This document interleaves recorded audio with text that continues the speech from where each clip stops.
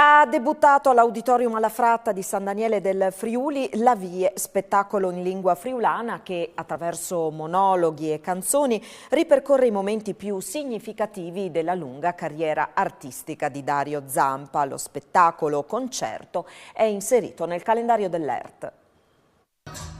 Con La Vie, spettacolo concerto antologico di Dario Zampa, l'Auditorium alla Fratta di San Daniele ha ospitato il debutto in tour che l'ERT, ente regionale teatrale, ha in programma sino a marzo 2025 con epilogo a Zoppola. Il 2024 segna il mezzo secolo dall'uscita del primo disco del cantautore di Mortegliano Dario Zampa, che con La Vie, attraverso brani ed aneddoti, non intende solo omaggiare una straordinaria carriera, ma anche rivolgere l'invito a guardare al futuro con un rinnovato senso di appartenenza, a suggellare un richiamo d'artista tuttora impegnato nella conservazione di tradizioni e lingua friulana. C'è Angelo Floramo, figura di spicco della Biblioteca Guarneriana di San Daniele, con team di strumentisti formato da Sebastiano Zorza alla fisarmonica, Omar Malisan alla chitarra, Andrea Grosso al basso, Nicola Masolini alle percussioni e Grazia Rapetti alla voce. Attraverso monologhi e canzoni interamente in marelenghe, con La Vie, il cantautore originario di Pagnacco ripercorre i tratti più significativi di una carriera che con oltre 150.000 dischi lo ha reso famoso in tutto il Friuli, collegandolo al tema più ampio della trasformazione identitaria friulana in un contesto di continuo cambiamento. La generazione di Dario Zampa ha attraversato profondi mutamenti culturali e sociali che hanno segnato il Friuli, rivelatosi come primo cantautore friulano capace di interpretare il sentimento popolare. I testi e le canzoni che propone nello spettacolo invitano lo spettatore ad una riflessione che va oltre la semplice celebrazione artistica.